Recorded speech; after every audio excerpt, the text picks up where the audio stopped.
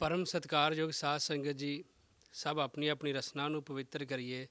ਗੱਜ ਕੇ ਆਖੀਏ ਧੰਨ ਸ੍ਰੀ ਸਤਿਗੁਰੂ ਹਰੀ ਸਿੰਘ ਜੀ। परम सत्कारयोग साध संगत जी, अपनी अपनी रसना ਨੂੰ ਪਵਿੱਤਰ ਕਰੀਏ। ਸਭ ਗੱਜ ਕੇ ਆਖੋ ਧੰਨ ਸ੍ਰੀ ਸਤਿਗੁਰੂ ਹਰੀ ਸਿੰਘ ਜੀ। ਫਿਰ ਗੱਜ ਕੇ ਆਖੋ ਧੰਨ ਸ੍ਰੀ ਸਤਿਗੁਰੂ ਜਗਜੀਤ ਸਿੰਘ ਜੀ। ਹਾਜ਼ਰਾ ਹਜ਼ੂਰ ਸਤਿਗੁਰੂ ਨੂੰ ਯਾਦ ਕਰ ਲਈਏ। ਸਭ ਗੱਜ ਕੇ ਆਖੋ ਧੰਨ ਸ੍ਰੀ ਸਤਿਗੁਰੂ ਉਦੇ ਸਿੰਘ ਜੀ। ਸਾਧ ਸੰਗਤ ਜੀ, ਆਪ ਜੀ ਸ੍ਰੀ ਸਤਿਗੁਰੂ ਹਰੀ ਸਿੰਘ ਦਾ ਲੜੀਬੱਧ ਇਤਿਹਾਸ ਸਰਵਣ ਕਰ ਰਹੇ ਸੀ। ਸਤਿਗੁਰੂ ਹਰੀ ਸਿੰਘ ਜੀ ਦੇ ਚਰਨਾਂ ਵਿੱਚ ਸਿੱਖ ਅਰਦਾਸਾਂ ਕਰਦੇ ਨੇ। ਸੱਚ ਪਾਤਸ਼ਾਹ ਜੀ ਮਨ ਦੇ ਰੋਗ, ਤਨ ਦੇ ਰੋਗ ਵੀ ਦੂਰ ਕਰਦੇ ਨੇ। ਜਿਸ ਤਰ੍ਹਾਂ ਦੀ ਕੋਈ ਭਾਵਨਾ ਲੈ ਕੇ ਆਉਂਦਾ ਹੈ, ਉਹ ਉਸ ਤਰ੍ਹਾਂ ਦਾ ਫਲ ਪਾਉਂਦਾ ਹੈ। ਅਮਰ ਸਿੰਘ ਗੁਰੂ ਸਰ ਦੇ ਸਿੱਖ ਨੇ ਇੱਕ ਵੈਦ ਕੋਲੋਂ ਜਾ ਕੇ ਜਲਾਬ ਲਿਆ। ਭਾਵ ਉਹਨੇ ਇੱਕ ਦਵਾਈ ਲਈ ਪਰ ਉਹਦੇ ਪੇਟ ਵਿੱਚ ਦਰਦ ਹੁੰਦਾ ਸੀ, ਉਹ ਨਾ ਹਟਿਆ। ਸੂਲ ਵੱਧ ਗਿਆ, ਦਰਦ ਜ਼ਿਆਦਾ ਵਧਣ ਲੱਗ ਗਿਆ ਉਹਦਾ। ਜਦੋਂ ਦਰਦ ਜ਼ਿਆਦਾ ਵੱਧ ਗਿਆ, ਵੈਦ ਨੇ 10 ਤਰ੍ਹਾਂ ਦੀਆਂ ਦਵਾਈਆਂ ਦਿੱਤੀਆਂ। ਉਹਨੇ ਪੂਰਾ ਜ਼ੋਰ ਲਾ ਲਿਆ ਵੀ ਮੈਂ ਕਿਸੇ ਤਰੀਕੇ ਠੀਕ ਕਰ ਦੇਵਾਂ। ਹਾਰ ਕੇ ਵੈਦ ਨੇ ਆਪਣੇ ਹੱਥ ਖੜੇ ਕਰ ਦਿੱਤੇ ਕਿ ਮੇਰੇ ਤੋਂ ਇਹ ਠੀਕ ਨਹੀਂ ਹੁੰਦਾ। ਸਿੰਘਾਂ ਨੇ ਉਸੇ ਵੇਲੇ ਹੀ ਸਤਿਗੁਰੂ ਰਾਮ ਸਿੰਘ ਦੇ ਚਰਨਾਂ ਵਿੱਚ ਅਰਦਾਸ ਕੀਤੀ ਕਿ 2 ਸਧਾਰਨ ਪਾਠਾਂ ਦੇ ਭੋਗ, ਇੱਕ ਅਖੰਡ ਪਾਠ ਕਰਾਵਾਂਗੇ, ਭੈਣੀ ਸਾਹਿਬ ਵੀ ਆਵਾਂਗੇ ਦਰਸ਼ਨ ਕਰਨ ਲਈ, ਕਿਰਪਾ ਹੋਵੇ, ਰਾਜੀ ਹੋ ਜਾਵੇ। ਇਹ ਗੈਰ ਨਾਮਧਾਰੀ ਸਿੱਖ ਸੀਗਾ। ਉਸ ਪਿੰਡ ਵਿੱਚ ਨਾਮਧਾਰੀ ਸਿੱਖ ਗੁਰੂ ਸਰ ਸਤਿਗੁਰੂ ਰਾਮ ਸਿੰਘ ਜੀ ਨਾਮ ਰੱਖਿਆ ਸੀ। ਜਦੋਂ ਇਸ ਤਰ੍ਹਾਂ ਸਿੱਖ ਦੀ ਦਰਦ ਨਾ ਹਟੀ, ਸਿੱਖਾਂ ਨੇ ਉਹਨੂੰ ਸਲਾਹ ਦਿੱਤੀ ਅਤੇ ਉਹਨੇ ਇਹ ਸਾਰੀ ਗੱਲ ਪ੍ਰਵਾਨ ਕਰ ਲਈ। ਜਦੋਂ ਅਰਦਾਸ ਕੀਤੀ, ਸਿੱਖ ਠੀਕ ਹੁੰਦਾ 1-2 ਦਿਨਾਂ ਵਿੱਚ ਪੂਰਨ ਰੂਪ ਵਿੱਚ ਠੀਕ ਹੋ ਗਿਆ। ਉਹ ਫਿਰ ਸਾਰਾ ਕੁਝ ਭੁੱਲ ਗਿਆ ਕਿ ਮੈਂ ਭੈਣੀ ਸਾਹਿਬ ਜਾਣਾ ਸੀ, ਮੈਂ ਅਰਦਾਸ ਕਰਵਾਈ ਸੀ ਆਪਣੀ। ਕੀ ਹੋਇਆ, ਕੁਝ ਸਮਾਂ ਪਾ ਕੇ ਉਸ ਸਿੱਖ ਨੂੰ ਫਿਰ ਬੁਖਾਰ ਚੜ੍ਹ ਗਿਆ। ਜਦੋਂ ਬੁਖਾਰ ਹੋ ਗਿਆ, ਫਿਰ ਬੜਾ ਪਛਤਾਇਆ। ਉਹਨੇ ਫਿਰ ਸਿੱਖਾਂ ਨੂੰ ਆਖਿਆ। ਸਿੱਖਾਂ ਨੇ ਫਿਰ ਅਰਦਾਸ ਕੀਤੀ ਵੀ ਕਿਰਪਾ ਹੋਵੇ, ਜਦੋਂ ਬੁਖਾਰ ਲੱਥ ਜਾਏਗਾ ਉਸੇ ਵੇਲੇ ਹੀ ਭੈਣੀ ਸਾਹਿਬ ਆ ਕੇ ਦਰਸ਼ਨ ਕਰੇਗਾ, ਕਿਰਪਾ ਕਰੋ। ਸਿੱਖ ਭੁੱਲ ਗਿਆ। ਅਰਦਾਸ ਦਾ ਸਮਾਪਤੀ ਹੋਈ, ਸਿੱਖ ਠੀਕ ਹੋਣ ਲੱਗ ਗਿਆ। ਫਿਰ ਉਹ ਉਸੇ ਵੇਲੇ ਹੀ ਭੈਣੀ ਸਾਹਿਬ ਆਇਆ। ਆਣ ਕੇ ਉਹਨੇ ਸਤਿਗੁਰੂ ਹਰੀ ਸਿੰਘ ਦੇ ਚਰਨਾਂ ਵਿੱਚੋਂ ਭਜਨ ਪੁੱਛ ਲਿਆ, ਕਛਹਿਰੇ ਪਾਏ। ਜਿਹੜੀ ਉਸਨੇ ਸੱਚ ਪਾਤਸ਼ਾਹ ਜੀ ਦੇ ਚਰਨਾਂ ਵਿੱਚ ਪਾਠਾਂ ਦੀ ਮਾਇਆ ਭੇਂਟ ਕੀਤੀ ਵੀ ਕਿਰਪਾ ਕਰੋ, ਆਪ ਜੀ ਪਾਠ ਕਰਵਾ ਦਿਆ ਜੇ। ਫਿਰ ਉਹ ਕਹਿੰਦਾ ਹੈ ਕਿ ਇਹ ਸਤਿਗੁਰੂ ਰਾਮ ਸਿੰਘ ਦਾ ਘਰ ਹੈ, ਜਿਸ ਘਰ ਵਿੱਚ ਜਿੰਨੀਆਂ ਮਰਜ਼ੀ ਦਵਾਈਆਂ ਕਰ ਲਈਏ, ਕਿਸੇ ਦਵਾਈ ਨਾਲ ਜਦੋਂ ਮੈਂ ਨਾ ਠੀਕ ਹੋਇਆ ਅਤੇ ਮੈਂ ਸਿਰਫ ਠੀਕ ਹੋਇਆ ਸਿਰਫ ਅਰਦਾਸ ਦੇ ਨਾਲ।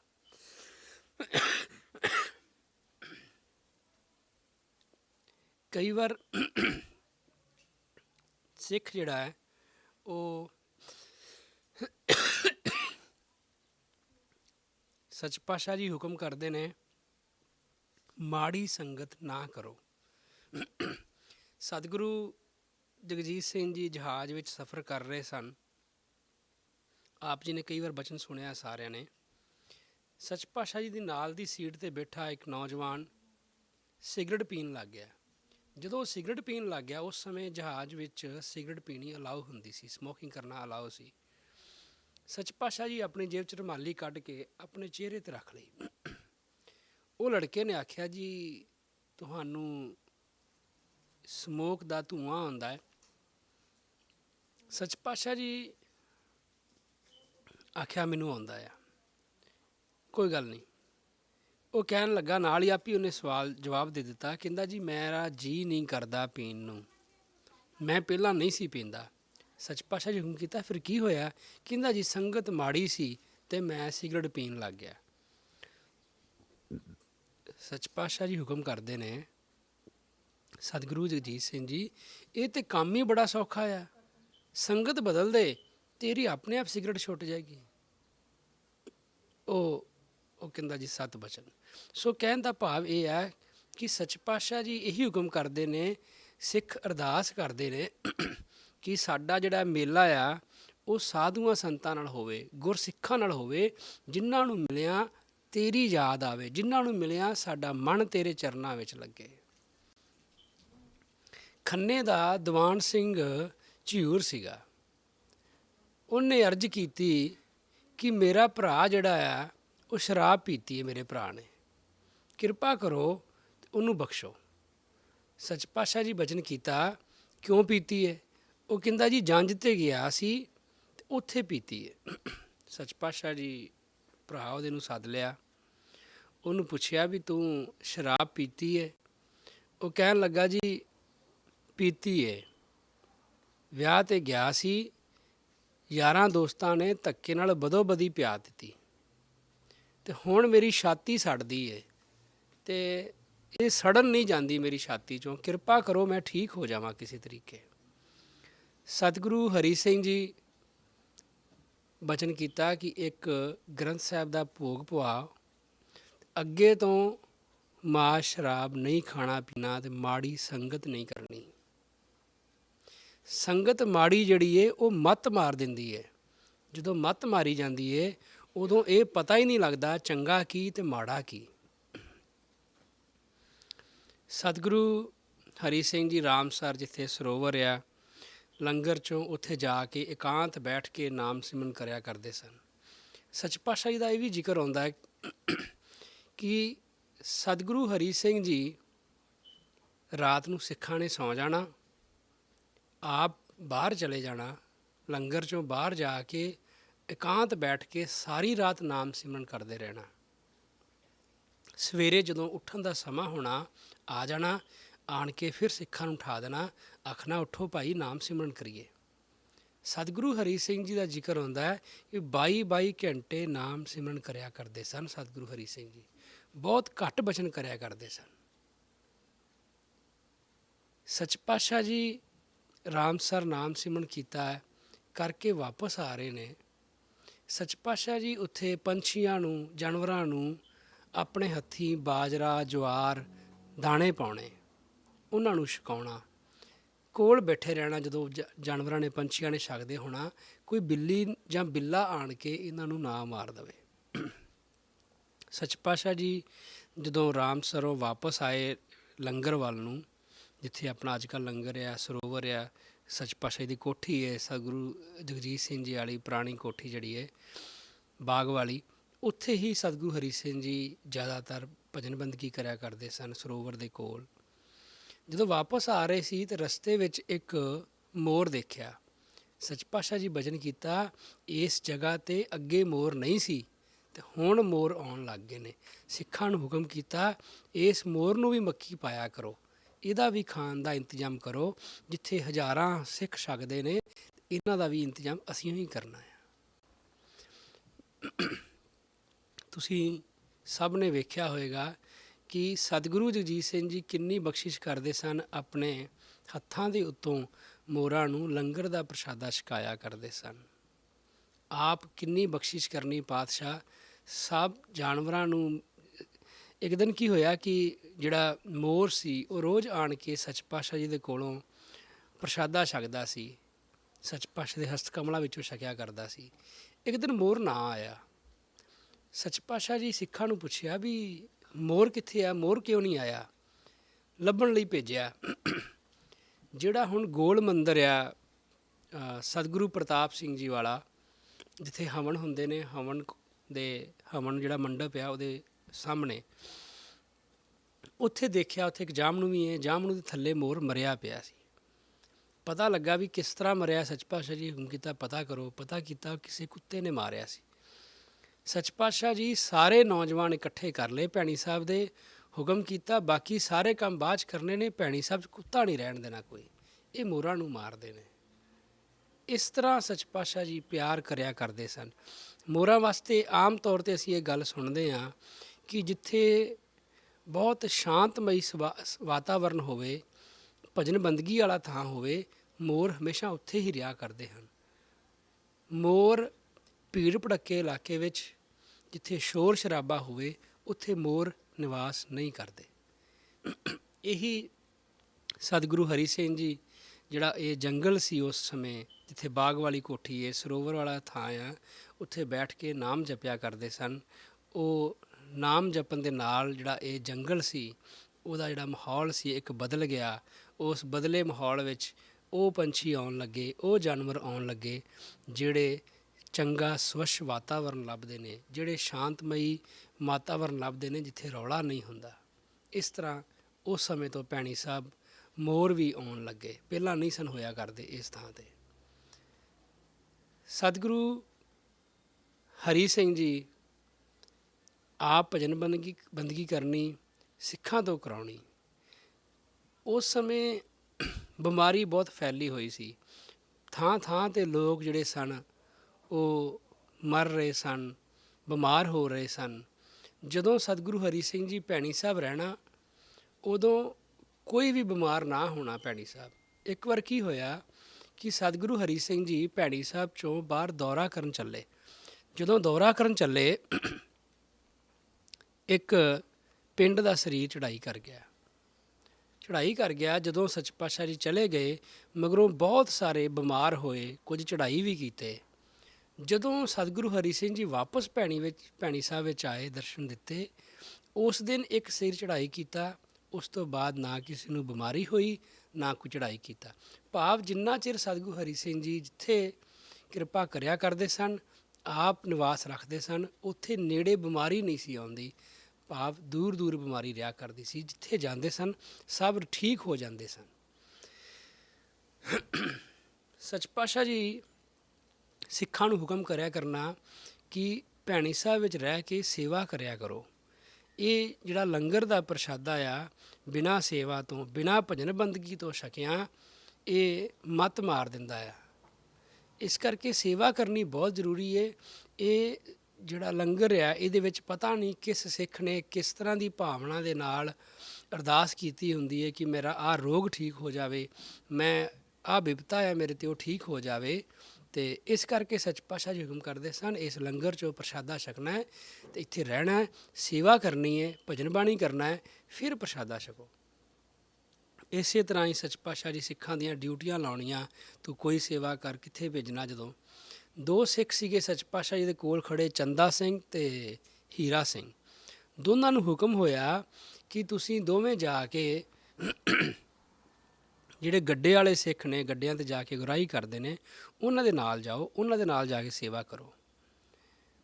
ਸਿੱਖਾਂ ਨੇ ਅੱਗੋਂ ਅਰਜ਼ ਕਰਤੀ, ਜੀ ਅਸੀਂ ਗੱਡੇ ਵਾਲਿਆਂ ਦੇ ਨਾਲ ਨਹੀਂ ਜਾਣਾ, ਅਸੀਂ ਘਾਹ ਖੋਤਣ ਵਾਲਿਆਂ ਦੇ ਨਾਲ ਜਾਣਾ। ਜਿਹੜੇ ਸਿੱਖ ਘਾਹ ਲੈਣ ਜਾਂਦੇ ਨੇ, ਅਸੀਂ ਉਹਨਾਂ ਦੇ ਨਾਲ ਜਾਵਾਂਗੇ, ਅਸੀਂ ਗੱਡੇ ਵਾਲਿਆਂ ਦੇ ਨਾਲ ਨਹੀਂ ਜਾਣਾ। ਸੱਚ ਪਾਤਸ਼ਾਹ ਜੀ ਸਹਿਜ ਬਾਈ ਬਚਨ ਕੀਤਾ, ਜਾਓ ਖੂਹ ਵਿੱਚ ਪਵੋ। ਸੱਚ ਪਾਤਸ਼ਾਹ ਜੀ ਇੰਨਾ ਬਚਨ ਕਰ ਦਿੱਤਾ। ਉਹ ਚੰਦਾ ਸਿੰਘ ਅਤੇ ਹੀਰਾ ਸਿੰਘ, ਉਹਨਾਂ ਨੇ ਜਿਹੜੇ ਦੋ ਹੋਰ ਸਰੀਰ ਅੱਗੇ ਜਾਂਦੇ ਸਨ, ਮਾਘਾ ਸਿੰਘ ਅਤੇ ਬਾਬਾ ਸਾਧੂ ਸਿੰਘ, ਇਹਨਾਂ ਦੋਨਾਂ ਨੂੰ 4 ਜਾਣੇ ਇਕੱਠੇ ਹੋ ਗਏ। ਇਹ ਚਾਰੇ ਜਾਣੇ ਜਾ ਕੇ ਬਾਹਰ ਘਾਹ ਲੈਣ ਲਈ ਚਲੇ ਗਏ। ਭੈਣੀ ਸਾਹਿਬ ਤੋਂ ਕੋਈ 2 ਕੁ 3-4 ਮੀਲ ਦੂਰ ਗਏ ਅਤੇ ਉੱਥੇ ਜਾ ਕੇ ਰਸਤੇ 'ਚ ਬੱਦਲ ਇੰਨੇ ਆਏ, ਮੌਸਮ ਖਰਾਬ ਹੋ ਗਿਆ। ਉਹਨਾਂ ਨੇ ਸੋਚਿਆ ਵੀ ਕਿਸੇ ਦਰਖਤ ਥੱਲੇ ਰੁਕ ਜਾਈਏ, ਉੱਥੇ ਲੁਕ ਜਾਈਏ। ਜਦੋਂ ਉਹ ਕਿਸੇ ਦਰਖਤ ਥੱਲੇ ਲੁਕਣ ਲੱਗੇ, ਉਹਨਾਂ ਨੇ ਦਵਾ ਦਵ ਆਪਣੀਆਂ ਬਾਹਾਂ ਇਕੱਠੀਆਂ ਕਰਕੇ ਇੱਕ ਦੂਜੇ ਦੇ ਉੱਤੇ ਬਾਹਾਂ ਰੱਖ ਕੇ ਉੱਤੇ ਕੱਪੜਾ ਪਾ ਲਿਆ ਕਿ ਸਾਨੂੰ ਮੀਂਹ ਪੈ ਰਿਹਾ, ਬਿਜਲੀ ਚਮਕ ਰਹੀ ਹੈ, ਸਾਨੂੰ ਬਿਜਲੀ ਨਾ ਪੈ ਜਾਵੇ। ਸਿੱਖ ਦੱਸਦੇ ਨੇ ਕਿ ਉਹ 4 ਸਿੱਖ ਇਕੱਠੇ ਖਲੋਤੇ ਸਨ। ਉਹ ਬਿਜਲੀ 3 ਵਾਰੀ ਆਈ ਉਹਨਾਂ ਦੇ ਕੋਲ।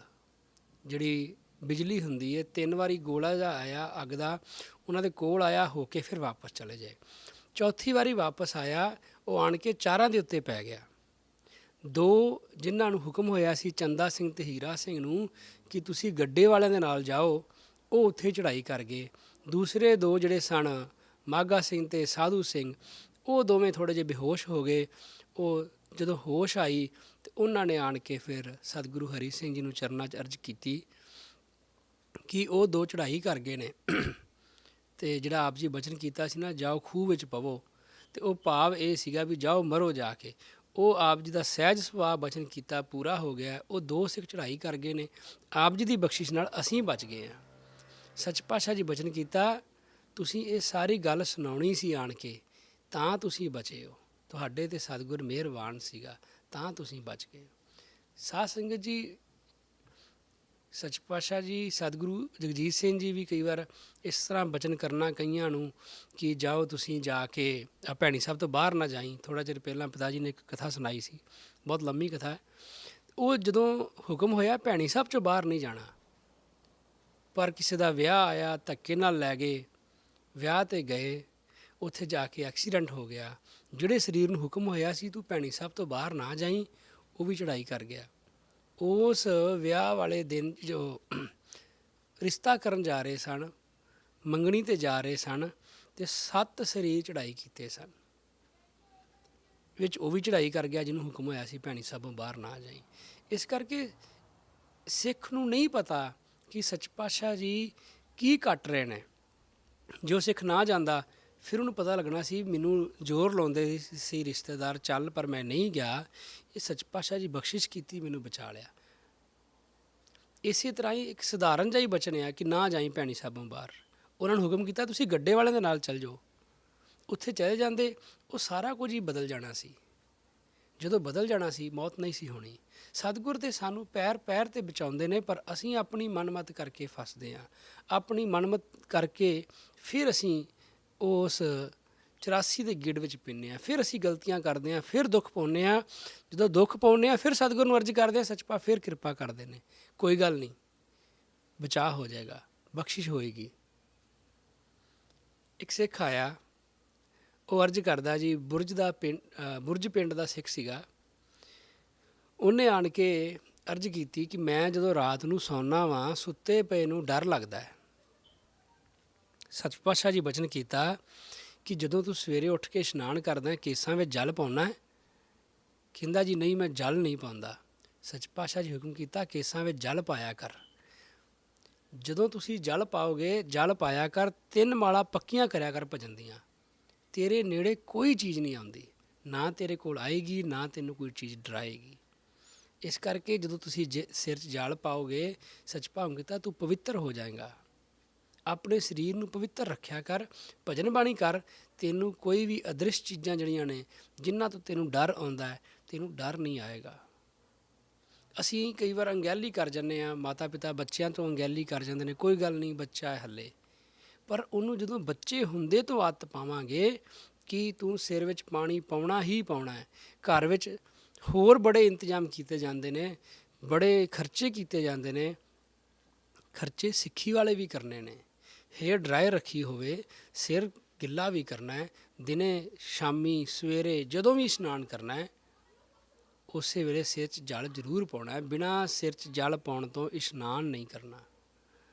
ਅਤੇ ਜਦੋਂ ਜਲ ਪਾ ਲਿਆ, ਕੇਸ ਗਿੱਲੇ ਹੋ ਗਏ, ਅਤੇ ਫਿਰ ਇਹ ਆ ਵੀ ਸੁਕਾਉਣ ਨੂੰ ਸਮਾਂ ਲੱਗਦਾ ਹੈ, ਅਤੇ ਫਿਰ ਹੇਅਰ ਡਰਾਈ ਹੋਏਗੀ ਅਤੇ ਅਸੀਂ ਉਹਨੂੰ ਸੌਖੇ ਸੁਕਾ ਲਵਾਂਗੇ, ਛੇਤੀ ਸੁੱਕ ਜਾਣਗੇ। ਅਸੀਂ ਇਸੇ ਤਰ੍ਹਾਂ ਹੁਕਮ ਵੀ ਮੰਨੇ ਨੇ ਆਪਣੀ ਮਰਜ਼ੀ ਨਾਲ, ਅਤੇ ਅਸੀਂ ਬੜਾ ਕੁਝ ਖਰੀਦ ਕੇ ਲੈ ਆਉਂਦੇ ਹਾਂ। ਪਰ ਸਾਧ ਸੰਗਤ ਜੀ, ਸਵਾਦ ਤਾਂ ਆ ਕਿ ਅਸੀਂ ਉਹ ਚੀਜ਼ਾਂ 'ਤੇ ਵੀ ਪੈਸਾ ਲਾਈਏ ਜਿਨ੍ਹਾਂ ਦੇ ਨਾਲ ਸਾਨੂੰ ਸਿੱਖੀ ਪ੍ਰਾਪਤ ਹੋਵੇ। ਇੱਕ ਸਿੱਖ ਸੀ ਕਾਹਨ ਸਿੰਘ ਬਰਮਾਲੀਪੁਰ ਦਾ। ਇਹ ਸੂਬਾ ਕਾਹਨ ਸਿੰਘ ਜੀ ਨਹੀਂ ਸਨ ਜਿਹਨਾਂ ਨੂੰ ਨਿਹੰਗ ਸਿੰਘ ਕਿਹਾ ਜਾਂਦਾ ਸੀਗਾ, ਇਹ ਹੋਰ ਕਾਹਨ ਸਿੰਘ ਹੈ ਬਰਮਾਲੀਪੁਰ ਤੋਂ। ਭਗਵਾਨ ਸਿੰਘ ਜੀ ਸਾਗੂ ਰਾਮ ਸਿੰਘ ਦਰਸ਼ਨ ਕਰਨ ਗਏ, ਇਹ ਵੀ ਦਰਸ਼ਨ ਕਰਨ ਗਏ ਸਨ, ਅਤੇ ਮਗਰੋਂ ਇਹਨਾਂ ਦੇ ਘਰ ਲੜਕੀ ਹੋ ਕੇ ਚੜ੍ਹਾਈ ਕਰ ਗਈ। 2 ਲੜਕੀਆਂ ਹੋਈਆਂ, ਚੜ੍ਹਾਈ ਕਰ ਗਈਆਂ। ਸੰਗਤ ਨੇ ਆਖਿਆ ਕਿ ਕਾਹਨ ਸਿੰਘ ਨੂੰ ਸੰਗਤ ਵਿੱਚ ਨਹੀਂ ਵੜਨ ਦੇਣਾ। ਕਿਉਂ ਨਹੀਂ ਵੜਨ ਦੇਣਾ? ਕਿਉਂਕਿ ਇਹਨੇ ਲੜਕੀਆਂ ਮਾਰੀਆਂ ਨੇ। ਗੱਲ ਇਹ ਧੁੰਮ ਗਈ ਬਾਹਰ। ਪਰ ਸਿੱਖ ਕਹਿੰਦਾ ਕਿ ਲੜਕੀਆਂ ਆਪਣੇ ਆਪ ਚੜ੍ਹਾਈ ਕੀਤੀਆਂ ਨੇ, ਮੈਂ ਨਹੀਂ ਮਾਰੀਆਂ। ਉਹਨੇ ਮਨ ਵਿੱਚ ਅਰਦਾਸ ਕੀਤੀ ਕਿ ਕਿਰਪਾ ਕਰੋ, ਮੇਰੇ ਘਰੇ ਪੁੱਤਰ ਹੋਵੇ, ਜਿਉਂਦਾ ਜਾਗਦਾ ਹੋਵੇ, ਇਸ ਤਰ੍ਹਾਂ ਚੜ੍ਹਾਈ ਨਾ ਕਰ ਜਾਣ ਬੱਚੇ। ਮਨ ਵਿੱਚ ਇਹ ਸੋਚ ਕੇ ਆਪਣੀ ਸਿੰਘਣੀ ਨੂੰ ਲੈ ਕੇ ਭੈਣੀ ਸਾਹਿਬ ਸਤਿਗੁਰੂ ਹਰੀ ਸਿੰਘ ਦੇ ਚਰਨਾਂ ਵਿੱਚ ਆਇਆ।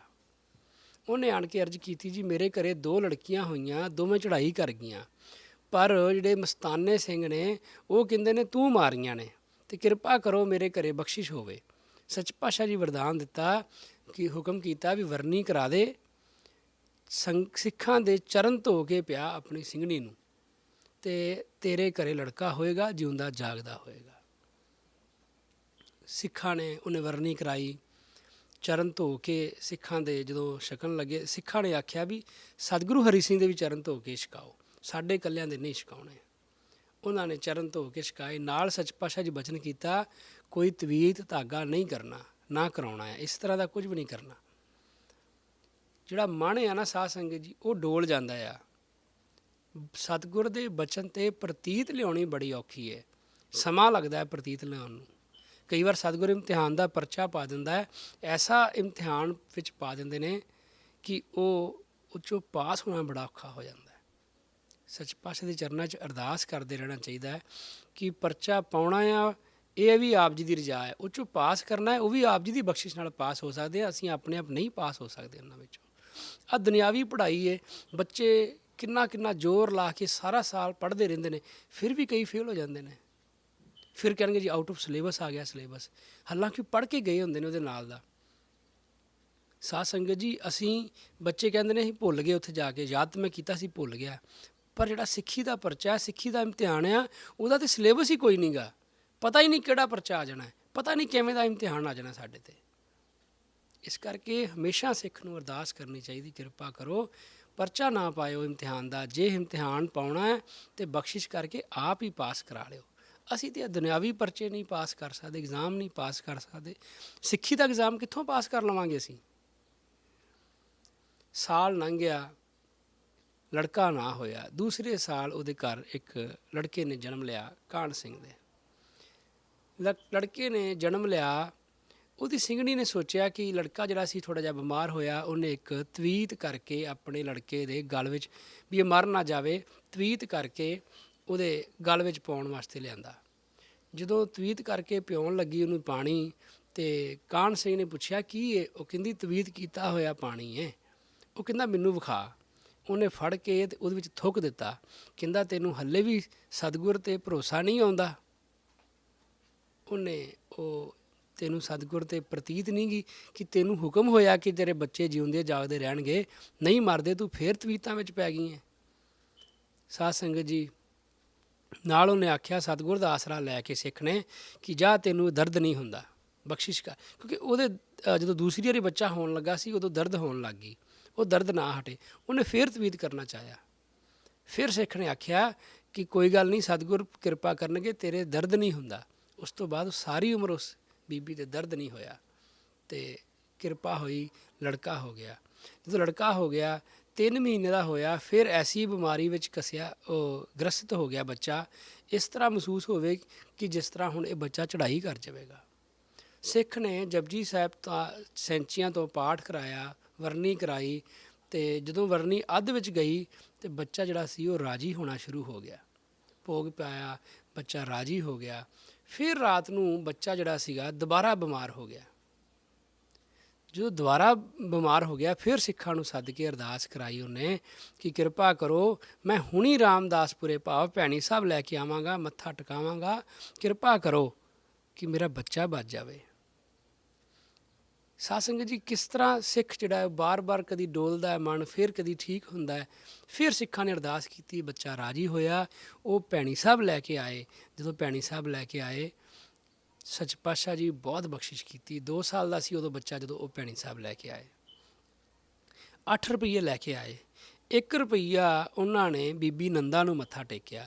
7 ਰੁਪਈਏ ਸਤਿਗੁਰੂ ਹਰੀ ਸਿੰਘ ਦੇ ਚਰਨਾਂ ਵਿੱਚ ਮੱਥਾ ਟੇਕੇ। ਅੰਤਰਜਾਮੀ ਸਤਿਗੁਰੂ ਜੀ ਬਚਨ ਕੀਤਾ ਕਿ ਮੇਰਾ 1 ਰੁਪਈਆ ਤੂੰ ਉਹਨੂੰ ਦੇ ਕੇ ਆਇਆ, ਇਹ ਮੇਰਾ ਬਣਦਾ ਸੀ। ਭਾਵ ਕਿ ਇਹ ਜਿਹੜੇ ਤੇਰੇ ਬੱਚੇ ਨੇ ਉਹ ਬਚੇ ਨੇ, ਕਿਹਦੇ ਕਰਕੇ ਬਚੇ ਨੇ। ਇੱਥੇ ਇਹ ਨਹੀਂ ਗਾ ਕਿ ਸੱਚ ਪਾਤਸ਼ਾਹ ਜੀ ਨੂੰ ਪੈਸਿਆਂ ਦੀ ਲੋੜ ਹੈ।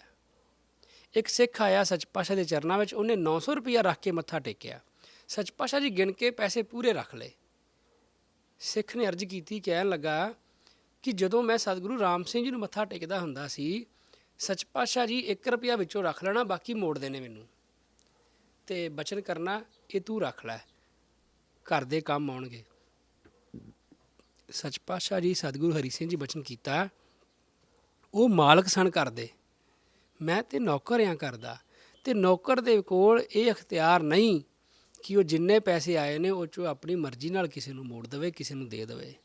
ਮਾਲਕ ਤੇ ਘਰ ਦੇ ਗੁਰੂ ਰਾਮ ਸਿੰਘ ਜੀ ਨੇ, ਇਸ ਕਰਕੇ ਉਹ ਜੋ ਚਾਹੁਣ ਉਹ ਕਰ ਸਕਦੇ ਸਨ, ਮੈਂ ਇਹ ਕਾਰਜ ਨਹੀਂ ਕਰ ਸਕਦਾ। ਇਸ ਤਰ੍ਹਾਂ ਦੀ ਨਿਰਮਾਨਤਾ ਦੇ ਨਾਲ ਸਤਿਗੁਰੂ ਹਰੀ ਸਿੰਘ ਜੀ ਆਪਣੇ ਆਪ ਨੂੰ ਨੌਕਰ ਸਮਝ ਕੇ 34 ਸਾਲ ਉਹਨਾਂ ਨੇ ਇਸੇ ਤਰ੍ਹਾਂ ਸਤਿਗੁਰੂ ਰਾਮ ਸਿੰਘ ਜੀ ਦੇ ਵਿਜੋਗ ਵਿੱਚ ਹੀ ਬਿਤਾਏ। ਕੋਈ ਬਚਨ ਹੋਣਾ ਉਹ ਸੱਚ ਪਾਤਸ਼ਾਹ ਜੀ ਦੇ ਵਿਜੋਗ ਵਿੱਚ ਹੀ ਕਰਨਾ, ਵਿਜੋਗ ਵਿੱਚ ਹੀ ਰਹਿਣਾ, ਨੇਤਰ ਗਿੱਲੇ ਰਹਿਣੇ, ਭਿੱਜੇ ਰਹਿੰਦੇ ਸਨ ਨੇਤਰ ਉਹਨਾਂ ਦੇ। ਸਤ ਪਾਤਸ਼ਾਹ ਜੀ ਸਤਿਗੁਰੂ ਜਗਜੀਤ ਸਿੰਘ ਦੇ ਉਪਦੇਸ਼ ਵਿੱਚ ਆਉਂਦਾ ਹੈ ਕਿ ਹਮੇਸ਼ਾ ਹੀ ਸੱਚ ਪਾਤਸ਼ਾਹ ਦੇ ਨੇਤਰ ਜਿਹੜੇ ਸਨ ਉਹ ਗਿੱਲੇ ਰਹਿੰਦੇ ਸਨ, ਅਤੇ ਸੱਚ ਪਾਤਸ਼ਾਹ ਜੀ ਦੀ ਸਤਿਗੁਰੂ ਰਾਮ ਸਿੰਘ ਦੀ ਯਾਦ ਵਿੱਚ ਰਹਿੰਦੇ ਸਨ, ਕਿਸੇ ਤਰੀਕੇ ਉਹਨਾਂ ਦਾ ਦਰਸ਼ਨ ਹੋ ਜਾਵੇ।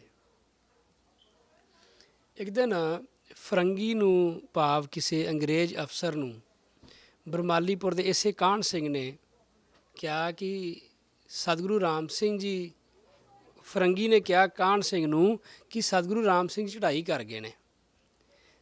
ਜਦੋਂ ਕਿਉਂਕਿ 1885 ਵਿੱਚ ਇਹ ਅਖਬਾਰ ਵਿੱਚ ਵੀ ਲਿਖ ਕੇ ਭੇਜ ਦਿੱਤਾ ਸੀ ਪੂਰੇ ਪੰਜਾਬ ਵਿੱਚ ਅੰਗਰੇਜ਼ਾਂ ਨੇ ਕਿ ਸਤਿਗੁਰੂ ਰਾਮ ਸਿੰਘ ਜੀ ਚੜ੍ਹਾਈ ਕਰ ਗਏ ਨੇ, ਸਰੀਰ ਛੱਡ ਦਿੱਤਾ ਉਹਨਾਂ ਨੇ। ਕਾਹਨ ਸਿੰਘ ਬਰਮਾਲੀਪੁਰ ਨੇ ਜਦੋਂ ਇਹ ਪੜ੍ਹਿਆ ਅਖਬਾਰ ਵਿੱਚ, ਉਹਦੇ ਮਨ ਦੇ ਵਿੱਚ ਇੱਕ ਸੰਸਾ ਹੋਇਆ, ਭਾਵ ਇੱਕ ਸਵਾਲ ਉੱਠਿਆ ਕਿ ਸੱਚ ਪਾਤਸ਼ਾਹ ਜੀ ਬਚਨ ਕਰਦੇ ਹੁੰਦੇ ਸਨ, ਅਗਨੀ ਵਿੱਚ ਮੈਂ ਜਲਦਾ ਨਹੀਂ, ਪਾਣੀ ਵਿੱਚ ਮੈਂ ਡੁੱਬਦਾ ਨਹੀਂ, ਪੌਣ ਨਾਲ ਹਵਾ ਦੇ ਨਾਲ ਮੈਂ ਉੱਡਦਾ ਨਹੀਂ। ਅਤੇ ਇਹਨਾਂ ਨੇ ਤਾਂ ਝੂਠ ਹੀ ਲਿਖ ਦਿੱਤਾ ਹੈ ਕਿ ਚੜ੍ਹ ਗਏ ਨੇ ਸਤਿਗੁਰੂ ਰਾਮ ਸਿੰਘ ਜੀ। ਉਹ ਤਾਂ ਚੜ੍ਹਾਈ ਕਰ ਨਹੀਂ ਸਕਦੇ, ਉਹ ਤਾਂ ਠਾਕਰ ਹੈ, ਠਾਕਰ ਅਬਨਾਸੀ ਠਾਕਰ ਹੈ, ਉਹ ਨਹੀਂ ਚੜ੍ਹਾਈ ਕਰ ਸਕਦੇ। ਜਦੋਂ ਇਸ ਤਰ੍ਹਾਂ ਦਾ ਸਾਰਾ ਦਿਨ ਉਹਦੇ ਮਨ ਦੇ ਵਿੱਚ ਸੰਕਲਪ ਰਿਹਾ, ਅਤੇ ਕਾਹਨ ਸਿੰਘ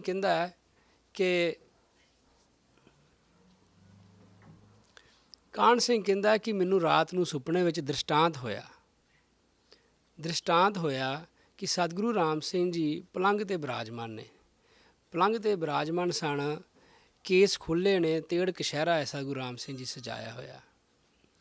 ਅਤੇ ਮੈਂ ਜਾ ਕੇ ਮੱਥਾ ਟੇਕਿਆ ਅਤੇ ਮੈਨੂੰ ਬਚਨ ਕਰਦੇ ਨੇ, ਕਾਹਨ ਸਿੰਘ, ਅਗਨੀ ਨਾਲ ਮੈਂ ਸੜਦਾ ਨਹੀਂ, ਜਲ ਵਿੱਚ ਮੈਂ ਡੁੱਬਦਾ ਨਹੀਂ, ਪੌਣ ਨਾਲ ਮੈਂ ਉੱਡਦਾ ਨਹੀਂ, ਤੂੰ ਕਿਉਂ ਮਨ ਵਿੱਚ ਸੰਸਾ ਕੀਤਾ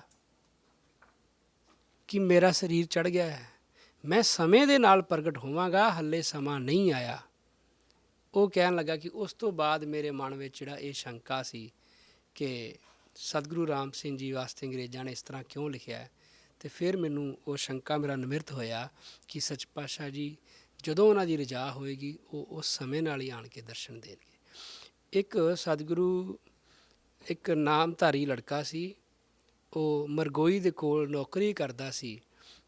ਉਸ ਨੇ 1895-96 ਦੇ ਆਸ-ਪਾਸ ਆਪਣੇ ਪਿਤਾ ਨੂੰ ਚਿੱਠੀ ਲਿਖ ਕੇ ਭੇਜੀ ਕਿ ਮੈਂ ਸਤਿਗੁਰੂ ਰਾਮ ਸਿੰਘ ਦੇ ਦਰਸ਼ਨ ਕੀਤੇ ਨੇ, ਹਾਲੇ ਉਹ ਦੇਹ ਕਰਕੇ ਹੈਗੇ ਨੇ, ਅਤੇ ਉਹ ਸਮੇਂ ਦੇ ਨਾਲ ਦਰਸ਼ਨ ਦੇਣਗੇ।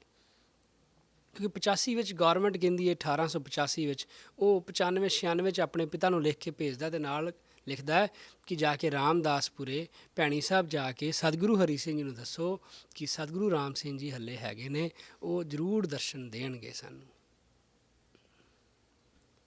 ਇੱਕ ਸਿੱਖ ਸੀ, ਕਿਉਂਕਿ ਪਿਤਾ ਦਾ ਫਰਜ਼ ਬਣਦਾ ਹੈ ਕਿ ਉਹ ਆਪਣੇ ਪੁੱਤਰ ਨੂੰ ਚੰਗੇ ਰਸਤੇ ਵਿੱਚ ਪਾਵੇ, ਚੰਗੇ ਪਾਸੇ ਭੇਜ ਦੇਵੇ। ਸਿੱਖ ਨੇ ਆਪਣੇ ਪੁੱਤਰ ਨੂੰ ਆਖਿਆ ਕਿ ਤੂੰ ਭਜਨ ਨਹੀਂ ਪੁੱਛਿਆ।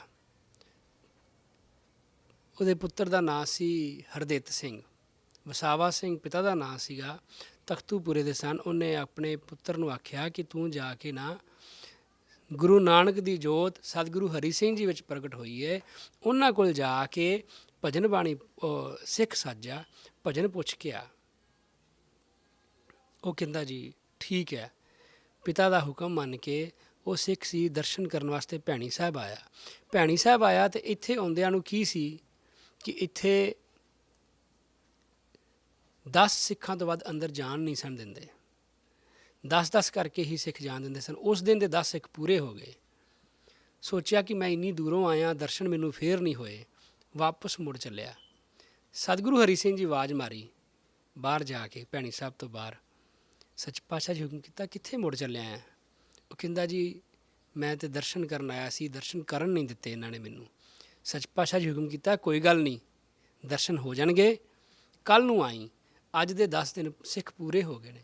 ਅਗਲੇ ਦਿਨ ਆਇਆ, ਦਰਸ਼ਨ ਕੀਤਾ, ਮਨ ਵਿੱਚ ਜਿਹੜਾ ਸ਼ੰਕਾ ਸੀ ਉਹ ਸਾਰਾ ਹੀ ਦੂਰ ਹੋ ਗਿਆ ਕਿ ਵਾਕਈ ਹੀ ਮੈਂ ਗੁਰੂ ਨਾਨਕ ਦੀ ਜੋਤ ਵਿੱਚ ਕੋਲੋਂ ਆਣ ਕੇ ਦਰਸ਼ਨ ਕਰਨ ਆਇਆ। ਸੱਚ ਪਾਤਸ਼ਾਹ ਜੀ ਬਖਸ਼ਿਸ਼ ਕੀਤੀ, ਉਹਨੂੰ ਦਰਸ਼ਨ ਦਿੱਤੇ।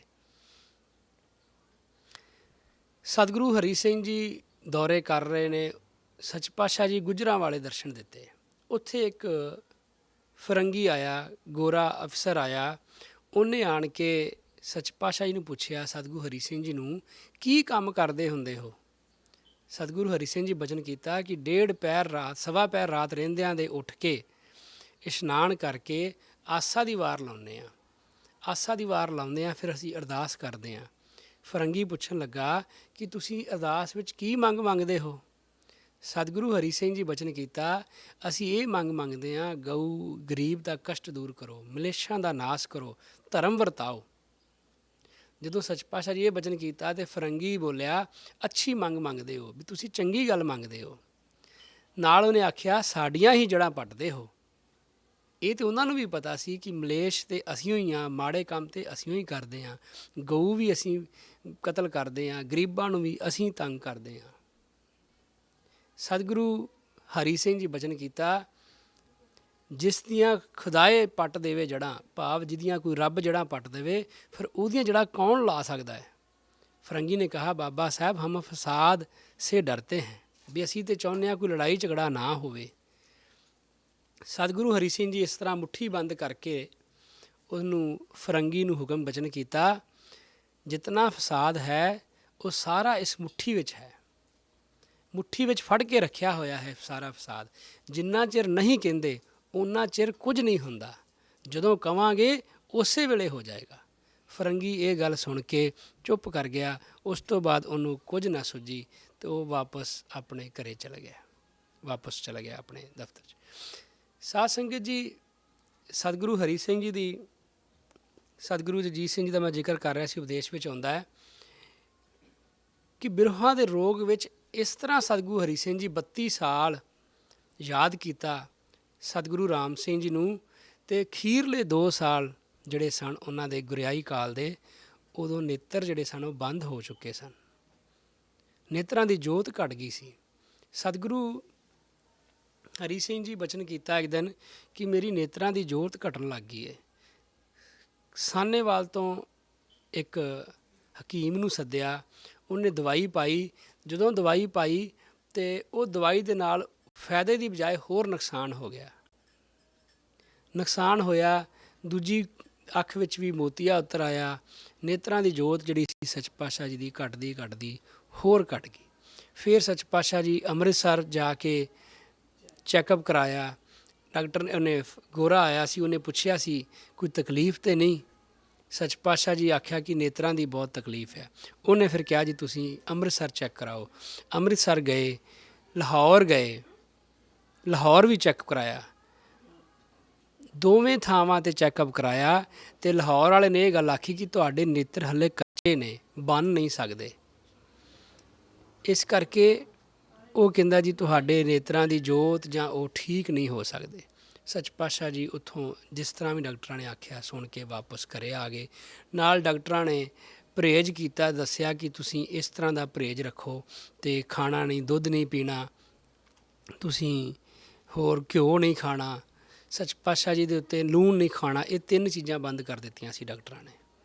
ਇੱਕ ਦਿਨ ਸਿੱਖਾਂ ਨੂੰ ਹੁਕਮ ਕੀਤਾ, ਮੇਰਾ ਦੁੱਧ ਛਕਣ ਨੂੰ ਜੀਅ ਕਰਦਾ ਹੈ। ਸਿੱਖ ਕਹਿੰਦੇ ਜੀ ਡਾਕਟਰਾਂ ਨੇ ਮਨਾ ਕੀਤਾ ਹੈ। ਸੱਚ ਭਾਵ ਕੀਤਾ ਮੇਰਾ ਜੀਅ ਕਰਦਾ ਬਹੁਤ ਛਕਣ ਨੂੰ, ਚਲੋ ਘਿਓ ਹੀ ਪਾ ਦਿਆ ਕਰੋ। ਕਹਿੰਦੇ ਜੀ ਉਹ ਵੀ ਬੰਦ ਕੀਤਾ ਡਾਕਟਰਾਂ ਨੇ। ਸੱਚ ਭਾਵ ਕੀਤਾ ਲੂਣ ਹੀ ਪ੍ਰਸ਼ਾਦੇ ਵਿੱਚ ਉਹਦੇ ਵਿੱਚ ਸਬਜ਼ੀ ਵਿੱਚ ਪਾ ਦਿਆ ਕਰੋ। ਆਂਦੇ ਜੀ ਉਹ ਵੀ ਬੰਦ ਕੀਤਾ ਡਾਕਟਰਾਂ ਨੇ। ਸੱਚ ਪਾਤਸ਼ਾਹ ਜੀ ਹੁਕਮ ਕੀਤਾ ਡਾਕਟਰਾਂ ਦਾ ਨਾਂ ਲੈ ਕੇ ਕਿ ਸਾਡਾ ਤਾਂ ਸਾਰਾ ਕੁਝ ਹੀ ਖਾਣਾ ਪੀਣਾ ਬੰਦ ਕਰ ਦਿੱਤਾ ਇਹਨਾਂ ਨੇ। ਸਿੱਖ ਦੂਰ ਚਲੇ ਗਏ। ਇੱਕ ਸਿੱਖ ਨੂੰ ਹੁਕਮ ਹੋਇਆ ਕਿ ਮੇਰਾ ਬੜਾ ਹੀ ਜੀਅ ਕਰਦਾ ਕਿ ਮੈਂ ਦੁੱਧ ਛਕਾਂ। ਉਹ ਗਿਆ ਦਵਾ ਦਵ ਜਾ ਕੇ ਉਹ ਚੋਰੀ ਦੁੱਧ ਲੈ ਕੇ ਆਇਆ। ਉਹਨੇ ਸੱਚ ਪਾਤਸ਼ਾਹ ਜੀ ਨੂੰ ਚੋਰੀ ਦੁੱਧ ਛਕਾਇਆ। ਸੱਚ ਪਾਤਸ਼ਾਹ ਬੜੇ ਖੁਸ਼ ਹੋਏ। ਸੱਚ ਭਾਵ ਕੀਤਾ ਹੁਣ ਤਰਵਾਸ ਆਇਆ ਮੇਰੇ ਅੰਦਰ ਦੁੱਧ ਛਕ ਕੇ। ਇਸ ਤਰ੍ਹਾਂ ਅਤੇ ਕਈ ਕੌਤਕ ਸਤਿਗੁਰੂ ਹਰੀ ਸਿੰਘ ਜੀ ਸਿੱਖਾਂ ਨਾਲ ਕਰਦੇ ਰਹੇ। ਸਾਧ ਸੰਗਤ ਜੀ, ਸੱਚ ਪਾਤਸ਼ਾਹ ਜੀ ਦਾ ਜਿਹੜਾ ਅੰਤਲਾ ਸਮਾਂ ਸੀ ਸਤਿਗੁਰੂ ਹਰੀ ਸਿੰਘ ਜੀ ਦਾ, ਸਮਾਂ ਰਹਿ ਗਿਆ 7-8 ਮਿੰਟ ਰਹਿ ਗਏ ਨੇ। ਮੈਂ ਸੁਣਾਵਾਂ ਅਤੇ ਸ਼ਾਇਦ ਉਸ ਤਰ੍ਹਾਂ ਨਾ ਸੁਣਾ ਸਕਾਂ। ਮੈਂ ਸਾਧ ਸੰਗਤ ਦੇ ਚਰਨਾਂ 'ਚ ਕੋਸ਼ਿਸ਼ ਕਰਾਂਗਾ ਜੇ ਮੈਂ ਤੁਹਾਨੂੰ ਉਹ ਅਖੀਰਲਾ ਸਮਾਂ ਸੀ ਜਿਹੜਾ ਥੋੜ੍ਹੇ ਜਿਹੇ ਦਿਨਾਂ ਦਾ, ਉਹ ਮੈਂ ਪੜ੍ਹ ਕੇ ਸੁਣਾ ਦਿੰਦਾ ਕਿਸ ਤਰ੍ਹਾਂ ਸੱਚ ਪਾਤਸ਼ਾਹ ਜੀ ਇਹ ਕੌਤਕ ਕੀਤਾ, ਕਿਸ ਤਰ੍ਹਾਂ ਇਸ ਸੰਸਾਰ ਤੋਂ ਜੋਤੀ ਜੋਤ ਸਮਾਏ ਸਤਿਗੁਰੂ ਹਰੀ ਸਿੰਘ ਜੀ। ਸੱਚ ਪਾਤਸ਼ਾਹ ਜੀ ਜਿਹੜਾ ਅਖੀਰਲਾ ਦੌਰਾ ਸੀਗਾ, ਸੱਚ ਪਾਤਸ਼ਾਹ ਜੀ ਉਹਦੇ ਵਿੱਚ 1905 ਵਿੱਚ ਵਾਲੇ 'ਚ ਹੋਲੇ 'ਤੇ ਸਤਿਗੁਰੂ ਪ੍ਰਤਾਪ ਸਿੰਘ ਜੀ ਨੂੰ ਭੇਜਿਆ ਸੀ। ਸਿੱਖਾਂ ਨੇ ਅਰਜ਼ ਕੀਤੀ, ਸੱਚ ਪਾਤਸ਼ਾਹ ਜੀ ਹੁਕਮ ਕੀਤਾ ਵੀ ਨੇਤਰ ਬੰਦ ਹੋ ਗਏ ਨੇ, ਹੁਣ ਨਹੀਂ ਜਾ ਸਕਦੇ। ਸਤਿਗੁਰੂ ਪ੍ਰਤਾਪ ਸਿੰਘ ਜੀ ਨੂੰ ਭੇਜਿਆ, ਮਾਤਾ ਜੀਵਨ ਕੌਰ ਜੀ ਨੂੰ, ਮਹਾਰਾਜ ਨਿਹਾਲ ਸਿੰਘ ਜੀ, ਮਹਾਰਾਜ ਗੁਰਦਿਆਲ ਸਿੰਘ ਜੀ, ਚਾਰਾਂ ਨੂੰ ਭੇਜਿਆ। ਫਿਰ ਜਦੋਂ ਹੋਲਾ ਉਸ ਤੋਂ ਬਾਅਦ 1906 ਵਿੱਚ ਹੋਣਾ ਸੀ, ਉਹ ਫਿਰ ਹੋਲਾ ਜਿਹੜਾ ਅਖੀਰਲਾ ਹੋਲਾ ਸੀ ਉਹ ਭੈਣੀ ਸਾਹਿਬ ਵਿੱਚ ਹੋਇਆ। ਸੱਚ ਪਾਤਸ਼ਾਹ ਜੀ ਫਿਰ ਉਹ ਹੋਲਾ ਜਿਹੜਾ ਸੀ ਭੈਣੀ ਸਾਹਿਬ ਕੀਤਾ ਗਿਆ। ਸੱਚ ਪਾਤਸ਼ਾਹ ਜੀ ਬਚਨ ਕੀਤਾ, ਅਸੀਂ ਚੜ੍ਹਾਈ ਕਰ ਜਾਣੀ ਹੈ। ਜੇਕਰ ਸਿੰਘਾਂ ਨੇ ਪੁੱਛਣਾ ਜੀ ਫਲਾਣਾ ਸਿੰਘ ਟਹਿਲਾ ਨਹੀਂ ਕਰਦਾ, ਟਹਿਲੇ ਤੋਂ ਭਾਵ ਸੇਵਾ ਨਹੀਂ ਕਰਦਾ, ਗੁਰੂ ਜੀ ਬਚਨ ਕਰਨਾ ਸਾਡੀ ਵੰਨਿਓ ਕੋਈ ਕਰੇ ਕੋਈ ਨਾ ਕਰੇ, ਪਰ ਇਸ ਵੇਲੇ ਨੂੰ ਪਛਤਾਉਣਗੇ, ਟਹਿਲਾ ਹੱਥ ਨਹੀਂ ਆਵੇਗਾ। ਇੱਕ ਦਿਨ ਬਚਨ ਕੀਤਾ, ਤੁਸੀਂ ਕੁਝ ਸਮਝਿਆ ਵੀ ਹੈ? ਅਤੇ ਕਿਸੇ ਨੂੰ ਕੋਈ ਸਮਝ ਨਾ ਆਈ ਇਸ ਬਚਨ ਦਾ। ਉਹਦਾ ਭਾਵ ਇਹ ਸੀਗਾ ਕਿ ਅੰਗਰੇਜ਼ੀ ਡਾਕਟਰਾਂ ਨੇ ਚੇਚਕ ਦਾ ਟੀਕਾ ਲਗਾਇਆ ਸੀ ਸਤਿਗੁਰੂ ਹਰੀ ਸਿੰਘ ਜੀ ਨੂੰ, ਪਰ ਫਿਰ ਵੀ ਮਾਤਾ ਨਿਕਲ ਆਈ ਸੀ। ਸੁਣਿਆ ਤੇ ਸਾਰਿਆਂ ਨੇ, ਪਰ ਮੋੜ ਕੇ ਕੋਈ ਨਾ ਪੁੱਛਿਆ ਕਿ ਕੀ ਬਚਨ ਹੈ। ਜੇਕਰ ਕੋਈ ਬਚਨ ਪੁੱਛਣਾ ਤਾਂ ਕੋਈ ਉੱਤਰ ਨਾ ਦੇਣਾ, ਹਾਂ ਹੂੰ ਕਰ ਛੱਡਣੀ। ਮਾਈ ਭਾਗਣ ਨੂੰ ਬਚਨ ਕੀਤਾ, ਅਸੀਂ ਚੜ੍ਹਾਈ ਕਰ ਜਾਣੀ ਹੈ, ਤੂੰ ਸੰਸਾ ਨਾ ਕਰੀ, ਹੁਕਮ ਪਰਮੇਸ਼ਰ ਕਾ ਐਵੇਂ ਹੀ ਹੈ। ਕਾਹਨ ਸਿੰਘ ਨੇ ਕਿਹਾ, ਜੀ ਤੁਸਾਂ ਤਾਂ ਕਹਿੰਦੇ ਸੋ ਭਾਰੀ ਮੇਲਾ ਹੋਊਗਾ, ਸੋ ਕਦ ਹੋਣਾ ਹੈ? ਬਚਨ ਹੋਇਆ, ਜਿਸ ਦਿਨ ਸਤਿਗੁਰੂ ਜੀ ਦਰਸ਼ਨ ਦੇਣਗੇ ਉਸ ਦਿਨ ਬੜਾ ਮੇਲਾ ਹੋਵੇਗਾ। ਉਸ ਸਮੇਂ ਵਿੱਚ ਬਹੁਤ ਸਾਰੀ ਬਿਮਾਰੀ ਫੈਲੀ ਹੋਈ ਸੀਗੀ। 1963 के विसाख की पूर्णमासी को गुरु हरि सिंह जी की वक्खी की दर्द हुई। 3 दिन दर्द रही। वैद भी मंगवाया, कई दवाइयां दित्तियां, राजी ना होए तो फिर अखंड पाठ तोरिया। चौथे दिन वक्खी की दर्द राजी हुई, पाठ अखंड करके हट गए। फिर तप होया। अगले दिन तप ते हिजकी लगी। शरीर नताकत होने से सारा टब्बर डोल खलोता कि की सांग वरतावदे हैं। 2 दिन वरनी हुंदी रही। विचे रात को दस्त शुरू होए। पौने घंटे या अद्धे घंटे पिछों दस्त आने लगे। शरीर की तासीर होर दी होर होई, तां जो हकीम सी तिसने कहा, जी अपनी हथीं अपनी जबानी तुसीं कह देवो जिसनूं मालक बनाउणा है। गुरु महाराज जी कोई उत्तर ना दिया। फिर गुरु जी बचन कीता कि सानू 50 साल तप ना होया, हुण होया है। ਭਾਵ 50 ਸਾਲ ਬੁਖਾਰ ਨਹੀਂ ਸੀ ਹੋਇਆ ਸਤਿਗੁਰੂ ਹਰੀ ਸਿੰਘ ਜੀ ਨੂੰ। ਫਿਰ ਸਾਰਿਆਂ ਨੇ ਰਲ ਕੇ ਕਿਹਾ, ਜੀ ਤੁਸੀਂ ਆਪਣੀ ਜ਼ੁਬਾਨੀ ਕਹਿ ਦਿਓ ਜਿਸ ਨੂੰ ਤੁਸੀਂ ਮਾਲਕ ਬਣਾਉਣਾ ਹੈ। ਬਚਨ ਹੋਇਆ, ਮੈਨੂੰ ਨਾ ਬੁਲਾਵੋ। ਜਾਂ ਬਹੁਤੇ ਖਿਆਲ ਪਏ ਤਾਂ ਬਚਨ ਕੀਤਾ, ਪ੍ਰਤਾਪ ਸਿੰਘ, ਨਿਹਾਲ ਸਿੰਘ, ਗੁਰਦਿਆਲ ਸਿੰਘ ਤੇ ਜੀਵਨ ਕੌਰ ਇਹੀ ਹੀ ਹੈ। ਸਿੰਘਾਂ ਨੇ ਕਾਗਜ਼ ਲਿਖ ਕੇ ਗੁਰੂ ਜੀ ਕਾ ਅੰਗੂਠਾ ਲਵਾਇਆ। ਜੋ ਦਵਾਈ ਦਿੰਦੇ ਸੇ ਸੋ ਹਟ ਗਏ। ਇੱਕ ਹੋਰ ਪੰਜਾਬੀ ਡਾਕਟਰ ਸੱਦਿਆ। ਉਸਨੇ ਕਿਹਾ, ਜੀ ਗਲ ਮੇਂ ਪੱਤੀਆਂ ਪੈ ਗਈਆਂ ਹਨ, ਦਵਾਈਆਂ ਨੇ ਪਾਈਆਂ ਹਨ। ਦਵਾਈ ਦੇਣੋਂ ਹਟ ਗਏ ਤਾਂ ਫਿਰ ਦਸਤ ਸ਼ੁਰੂ ਹੋਏ। ਸਰਬ ਖਾਲਸੇ में बड़ी चिंता हो रही है कि ਇਹ ਕੀ सांग ਵਰਤਾਇਆ ਹੈ। ਗੁਰੂ ਹਰੀ ਸਿੰਘ ਜੀ ਬਚਨ ਕੀਤਾ, ਕੌਡੀ ਦੁਖਦੀ ਹੈ। ਨਰੈਣ ਸਿੰਘ ਨੇ ਕੌਡੀ ਚੁੱਕੀ। ਫਿਰ ਗੁਲਾਬ ਸਿੰਘ ਨੂੰ ਬਚਨ ਕੀਤਾ, ਕੌਡੀ ਚੁੱਕ ਕੇ ਦੇਖ ਕੇ ਕਿਹਾ, ਜੀ ਇਹ ਤਾਂ ਠੀਕ ਹੈ। ਬਚਨ ਕੀਤਾ, ਪਸਲੀ ਦੁਖਦੀ ਹੈ। ਲੇਪ ਕਰਾਇਆ, ਸਗੋਂ ਜ਼ਿਆਦਾ ਦਰਦ ਹੋਣ ਲੱਗਾ। ਫਿਰ ਹੋਰ ਲੇਪ ਕੀਤਾ ਤਾਂ ਵੀ ਫਾਇਦਾ ਨਾ ਹੋਇਆ। ਫਿਰ ਲੋਗੜ ਬੱਧਾ ਗਰਮ ਕਰਕੇ ਨਾਲੇ ਟਕੋਰ ਕੀਤੀ। ਇਸ ਭਗੋਲ ਦਾ ਲੇਪ ਕਰਾਇਆ, ਅੰਦਰ ਦਵਾਈ ਦਿੱਤੀ, ਕੁਝ ਆਰਾਮ ਹੋਇਆ। ਫਿਰ ਦੂਈ ਦਿਨ ਹਿਚਕੀ ਲੱਗੀ। ਇੱਕ ਹਿਚਕੀ ਕੀ ਦਵਾਈ ਦਿੱਤੀ ਤੇ ਫਿਰ ਤਪ ਹੋ ਗਿਆ। ਫਿਰ ਮੁਸਲਮਾਨ ਹਕੀਮ ਸੱਦਿਆ। ਗੁਰੂ ਜੀ ਬਚਨ ਕੀਤਾ, ਹਕੀਮਾਂ ਦੇ ਕੀ ਇਖਤਿਆਰ ਹੈ। ਜੋ ਗੁਰੂ ਜੀ ਕਰਨੀ ਹੈ ਸੋ ਹੋਣੀ ਹੈ। ਜਾਂ ਹਕੀਮ ਨੇ ਦਵਾਈ ਦਿੱਤੀ 5 ਤੋਲੇ ਰਿੰਡੀ ਦਾ ਤੇਲ। ਸੂਰਤ ਸਿੰਘ ਨੇ ਕਿਹਾ 5 ਤੋਲੇ ਬਹੁਤ ਹੈ। ਤੁਰਕ ਨੇ ਕਿਹਾ ਹਮ 5.5 ਤੋਲੇ ਦੇਂਗੇ ਤਾਂ ਦਸਤ ਲੱਗੇ ਆਉਣ, ਫੇਰ ਬੰਦ ਨਾ ਹੋਣ। ਬਥੇਰਾ ਜ਼ੋਰ ਲਾਉਣ ਨਾ ਬੰਦ ਹੋਏ।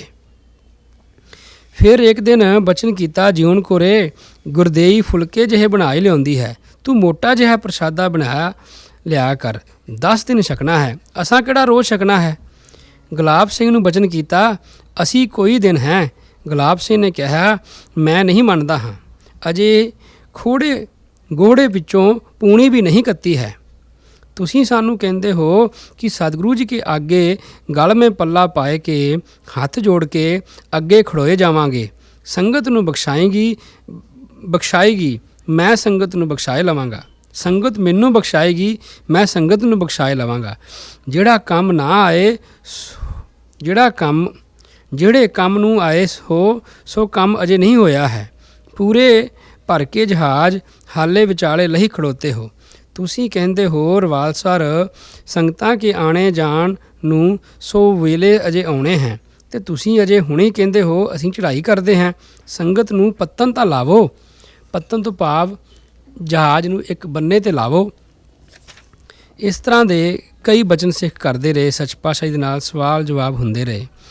ਸੇਵਾ ਸਿੰਘ ਅਤੇ ਪ੍ਰਤਾਪ ਸਿੰਘ ਸਮਰਾਲੇ ਗਏ, ਭਾਵ ਸਤਿਗੁਰੂ ਪ੍ਰਤਾਪ ਸਿੰਘ ਜੀ। ਜ਼ਿਲ੍ਹਾ ਉਤਰਿਆ ਹੋਇਆ ਸੀ, ਉੱਥੇ ਡਿਪਟੀ ਕਮਿਸ਼ਨਰ ਆਇਆ ਸੀ। उसको कागज़ जाए फड़ाया। जिले ने कागज़ देख के कहा कि जाओ कल को डिप्टी आवेगा। अगले दिन सवेरे ही डिप्टी आया। अगाऊँ माई फतेह कौर ने कहा जी डिप्टी आउंदा है। सुन के ना बोले। 3 बारी कहा डिप्टी आउंदा है, तुसीं कल वाले कागज़ बाबत कह दिओ। गुरु जी बचन कीता की करदे फिरदे हैं। इतने में डिप्टी आए बैठा। भगवान सिंह डिप्टी का नाम सी। डिप्टी ने कहा गुरु जी नूं कि भजन दा उच्ची नाम लवो। ਕੋਲੋਂ ਸਿੱਖਾਂ ਨੇ ਕਿਹਾ ਭਜਨ ਦਾ ਉੱਚੀ ਨਾਮ ਨਹੀਂ ਲੈਂਦੇ, ਹੁਕਮ ਨਹੀਂ। ਗੁਰੂ ਜੀ ਬਚਨ ਕੀਤਾ ਕਿ ਮੈਂ ਅੱਖੀਆਂ ਥੀ ਮਨਾਖਾ ਹੋ ਗਿਆ ਹਾਂ, 2-3 दिन का ਪ੍ਰਾਹੁਣਾ ਹਾਂ। ਡਿਪਟੀ ਨੇ ਕਹਾ ਕਿ ਬੁੱਧ ਸਿੰਘ ਆਪ ਕੋ ਸੁਰਤ ਹੈ। ਗੁਰੂ ਜੀ ਬਚਨ ਕੀਤਾ ਸੁਰਤ। ਡਿਪਟੀ ਨੇ ਪੁੱਛਿਆ ਕਿ ਤੁਹਾਡਾ ਵਾਰਸ ਕੌਣ ਹੈ। ਬਚਨ ਕੀਤਾ ਜਿਉਣ ਕੌਰ, ਪ੍ਰਤਾਪ ਸਿੰਘ, ਨਿਹਾਲ ਸਿੰਘ, ਗੁਰਦਿਆਲ ਸਿੰਘ। ਡਿਪਟੀ ਹੇਠਾਂ ਆਏ ਕਿ ਬਸੰਤ ਸਿੰਘ ਅਤੇ ਸੂਰਤ ਸਿੰਘ, ਹਰਨਾਮ ਸਿੰਘ, ਤਿੰਨਾਂ ਕੇ ਨਾਮ ਵੀ ਲਿਖ ਕੇ ਲੈ ਗਿਆ। ਸ਼ੁੱਕਰ ਸ਼ਨਿਚਰ ਦੀ ਰਾਤ ਨੂੰ ਬਚਨ ਕੀਤਾ ਜੋ ਚੜ੍ਹਾਈ ਕਰ ਜਾਵਾਂਗੇ। ਜੇਕਰ ਪੁੱਛਣਾ ਜੀ ਸੰਗਤ ਕਾ ਕੀ ਹਾਲ, ਕੋਈ ਉੱਤਰ ਨਹੀਂ ਦੇਣਾ। ਹੁਕਮੀ ਨੇ ਵੀ ਪੁੱਛਿਆ ਸਤਿਗੁਰੂ ਜੀ ਆਪ ਇਸ ਪੰਥ ਕੇ ਮਾਲਕ ਹੋ, ਸਾਰੇ ਪੰਥ ਕੋ ਆਪਕਾ ਆਸਰਾ ਹੈ, ਤੁਸੀਂ ਕੀ ਸਾਂਗ ਵਰਤਾਵਨ ਲੱਗੇ ਹੋ, ਸੰਗਤ ਕੀ ਕਰੂਗੀ। ਹੱਥ ਨਾਲ ਸੈਨਤ ਕੀਤੀ ਕਿ ਦੱਸਾਂਗੇ। ਫਿਰ ਮੋੜ ਕੇ ਕੋਈ ਉੱਤਰ ਨਹੀਂ ਦਿੱਤਾ। ਏਕ ਸਿੰਘ ਹਕੀਮ ਨੂੰ ਸੱਦਣ ਗਿਆ।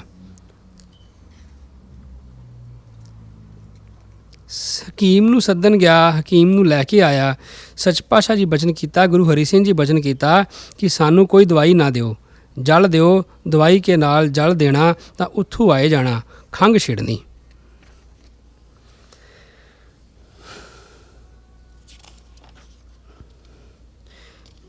ਹੋਰ ਸਾਰਾ ਪਰਿਵਾਰ ਹਾਜ਼ਰ ਖੜਾ ਸੀ ਸਤਿਗੁਰੂ ਹਰੀ ਸਿੰਘ ਜੀ ਦੇ ਕੋਲ। ਇਤਨੇ में ਗੁਲਾਬ ਸਿੰਘ ਨੇ ਆਏ ਕੇ ਅਰਦਾਸਾ ਕੀਤਾ, ਕਿਹਾ ਹੈ ਕਿ ਅਕਾਲ ਪੁਰਖ ਗਊ ਕੇ ਗਲੋਂ ਰੱਸਾ ਲਾਹੋ।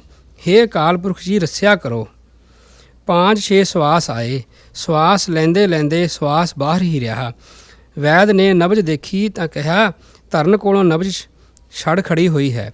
ਉਹੀ ਸਵਾਸ ਅੰਤ ਕਾ ਬਾਹਰ ਹੀ ਰਿਹਾ। ਸਰੀਰ ਸੀਤਲ ਹੋਇਆ, ਸਭ ਸਰੀਰ ਸ਼ੋਕਮਾਨ ਹੋਏ। 17 ਮਈ 1916 ਈਸਵੀ ਨੂੰ ਜੇਠਵਦੀ 10ਵੀਂ ਵੀਰਵਾਰ 5 ਵਜੇ 5 ਮਿੰਟ ਉੱਪਰ ਪ੍ਰਾਣ ਪੂਰੇ ਹੋਏ। ਸਾਰਾ ਪਰਿਵਾਰ ਔਰ ਸਾਰਾ ਖਾਲਸਾ ਸ਼ੋਕਮਾਨ ਹੋਏ ਅਤੇ ਸਰਬ ਕੋ ਚਿੰਤਾ ਹੋਈ ਕਿ ਸਤਿਗੁਰੂ ਰਾਮ ਸਿੰਘ ਦਾ ਸਾਂਗ ਵਰਤਾਏ ਗਏ। ਅਸੀਂ ਖੜੇ ਦੇਖਦੇ ਹੀ ਰਹੇ, ਕੋਈ ਪੇਸ਼ ਕਿਸੇ ਕੀ ਨਾ ਗਈ। ਤਿਸੀ ਤਰ੍ਹਾਂ ਇਹੋ ਮੂਰਤੀ ਵੀ ਸਾਰੇ ਖਾਲਸੇ ਕੇ ਦੇਖਦਿਆਂ ਹੀ ਦੇਵ ਲੋਕ ਕੋ ਚਲੀ ਗਈ ਹੈ। ਸਾਧ ਸੰਗਤ ਜੀ, ਸੱਚ ਪਾਤਸ਼ਾਹ ਜੀ ਸਿੱਖਾਂ ਨੂੰ ਇਸ ਤਰ੍ਹਾਂ ਵਿਛੋੜਾ ਦੇ ਗਏ। ਕਈ ਸਿੱਖਾਂ ਨੂੰ 8-10 ਦਿਨ ਪਹਿਲਾਂ ਦੱਸ ਕੇ ਹੁਕਮ ਕੀਤਾ ਸੀ ਕਿ ਮੈਂ ਚਲੇ ਜਾਣਾ ਹੈ। ਗੁਲਾਬ ਸਿੰਘ ਨੂੰ ਹੁਕਮ ਕੀਤਾ ਸੀ ਵੀ ਦੱਸੀ ਨਾ ਕਿਸੇ ਨੂੰ, ਮੈਂ ਇਸ ਤਰ੍ਹਾਂ ਸਰੀਰ ਛੱਡ ਦੇਣਾ। 3 ਦਿਨ ਪਹਿਲਾਂ ਸਤਿਗੁਰੂ ਪ੍ਰਤਾਪ ਸਿੰਘ ਜੀ ਨੂੰ ਸੱਦਿਆ। ਸੱਦ ਕੇ ਹੁਕਮ ਕੀਤਾ ਕਿ ਤੂੰ ਆਪ ਸਾਂਭ ਸਾਰਾ ਕੁਝ, ਹੁਣ ਮੁਖਤਿਆਰਾਂ ਨੂੰ ਸਾਰਿਆਂ ਨੂੰ ਆਪ ਕੰਮ ਦੱਸਿਆ ਕਰ। ਜਿਹੜੇ ਇਹ ਅੰਗੂਠੇ ਲਾਏ ਸੀ ਸਤਿਗੁਰੂ ਹਰੀ ਸਿੰਘ ਜੀ, ਇਹ ਘਰ ਦੀ ਮਾਲਕੀਅਤ ਦਿੱਤੀ ਸੀ, ਪਰ ਜਿਹੜੀ ਗੱਦੀ ਸੀ ਉਹ ਸਤਿਗੁਰੂ ਪ੍ਰਤਾਪ ਸਿੰਘ ਜੀ ਨੂੰ ਦਿੱਤੀ ਸੀ। ਸੱਚ ਪਾਤਸ਼ਾਹ ਜੀ ਦੇ ਜਾਣ ਤੋਂ ਬਾਅਦ ਜਿਹੜਾ ਉਹ ਡਿਪਟੀ ਕਮਿਸ਼ਨਰ ਸੀ ਉਹ ਵਾਪਸ ਆਇਆ। ਵਾਪਸ ਆਣ ਕੇ ਉਹਨੇ ਸਿੱਖਾਂ ਨੂੰ ਪੁੱਛਿਆ ਕਿ ਗੱਦੀ ਕਿਸ ਕੀ ਹੈ। ਫਿਰ ਉਹਨਾਂ ਨੇ ਕਿਹਾ ਜੀ ਸਤਿਗੁਰੂ ਪ੍ਰਤਾਪ ਸਿੰਘ ਜੀ ਦੀ। ਉਹਨੇ ਕਿਹਾ ਮਹਾਰਾਜ ਗੁਰਦਿਆਲ ਸਿੰਘ, ਨਿਹਾਲ ਸਿੰਘ, ਮਾਤਾ ਜੀਵਨ ਕੌਰ ਜੀ, ਇਹਨਾਂ ਤਿੰਨਾਂ ਨੂੰ ਪੁੱਛਿਆ। ਉਹਨਾਂ ਨੇ ਕਿਹਾ ਜੀ ਸਾਡੇ ਵੱਲੋਂ ਗੱਦੀ ਸਤਿਗੁਰੂ ਪ੍ਰਤਾਪ ਸਿੰਘ ਜੀ ਨੂੰ। ਫਿਰ ਨਰੈਣ ਸਿੰਘ, ਸੂਰਤ ਸਿੰਘ ਅਤੇ ਹਰਨਾਮ ਸਿੰਘ, ਇਹ ਜਿਹੜੇ ਬੀਬੀ ਨੰਦਾ ਦੇ ਲੜਕੇ ਸਨ, ਉਹਨਾਂ ਨੂੰ ਪੁੱਛਿਆ। ਉਹਨਾਂ ਨੇ ਵੀ ਕਿਹਾ ਜੀ ਸਾਡੇ ਵੱਲੋਂ ਵੀ ਗੱਦੀ ਜਿਹੜੀ ਹੈ ਉਹ ਸਤਿਗੁਰੂ ਪ੍ਰਤਾਪ ਸਿੰਘ ਜੀ ਨੂੰ। ਸਾਰਿਆਂ ਨੇ ਇਸ ਗੱਲ 'ਤੇ ਦਸਤਖਤ ਕੀਤੇ। ਡਿਪਟੀ ਕਮਿਸ਼ਨਰ ਜਿਹੜਾ ਸੀ ਉਹ ਲਿਖ ਕੇ ਲੈ ਗਿਆ। ਉਸ ਤੋਂ ਬਾਅਦ ਜਿਹੜੀ ਉਹ ਗੱਦੀ ਸੀ ਉਹ ਸਤਿਗੁਰੂ ਪ੍ਰਤਾਪ ਸਿੰਘ ਜੀ ਨੂੰ ਸਿੱਖਾਂ ਨੇ ਸਤਿਗੁਰੂ ਪ੍ਰਤਾਪ ਸਿੰਘ ਜੀ ਨੂੰ ਦਿੱਤੀ ਗਈ ਕਾਗਜ਼ਾਂ ਵਿੱਚ ਵੀ। ਅਤੇ ਫਿਰ ਉਸ ਤੋਂ ਬਾਅਦ ਨਿਮਾਣੀ ਦਾ ਮੇਲਾ ਜੂਨ ਵਿੱਚ ਕੀਤਾ ਗਿਆ, ਸੱਚ ਪਾਤਸ਼ਾਹ ਦਾ ਭੋਗ ਪਾਇਆ ਗਿਆ। ਇਸ ਤਰ੍ਹਾਂ ਇਹ ਸਤਿਗੁਰੂ ਹਰੀ ਸਿੰਘ ਜੀ 34 ਸਾਲ ਸਤਿਗੁਰੂ ਰਾਮ ਸਿੰਘ ਦੇ ਵਿਛੋੜੇ ਵਿੱਚ ਰਹਿ ਕੇ ਸਿੱਖੀ ਨੂੰ ਹਰਿਆਂ ਭਰਿਆਂ ਰੱਖਿਆ, ਸਿੱਖਾਂ ਨੂੰ ਡੋਲਣ ਨਹੀਂ ਦਿੱਤਾ ਅਤੇ ਆਪਣੇ ਖੰਭਾਂ ਦੇ ਥੱਲੇ, ਆਪਣੀ ਛਾਵਾਂ ਦੇ ਥੱਲੇ, ਆਪਣੇ ਨਿੱਘ ਦੇ ਨਾਲ ਸਿੱਖਾਂ ਨੂੰ ਸਿੱਖੀ ਤੋਂ ਬਚਾ ਕੇ ਇਸ ਪੰਥ ਨੂੰ ਹਰਿਆਂ ਭਰਿਆਂ ਰੱਖ ਕੇ ਸੱਚ ਪਾਤਸ਼ਾਹ ਜੀ ਸਤਿਗੁਰੂ ਪ੍ਰਤਾਪ ਸਿੰਘ ਦੇ ਲੜ ਲਾ ਕੇ ਆਪ ਇਸ ਸੰਸਾਰ ਤੋਂ ਜੋਤੀ ਜੋਤ ਸਮਾ ਗਏ, ਦੇਹ ਦਾ ਓਹਲਾ ਕਰ ਦਿੱਤਾ। ਮੈਂ ਇੰਨਾ ਕੁਝ ਹੀ ਕਹਿੰਦਾ ਹੋਇਆ ਸਾਰੀ ਸਾਧ ਸੰਗਤ ਤੋਂ ਖਿਮਾ ਦਾ ਜਾਚਕ ਹਾਂ।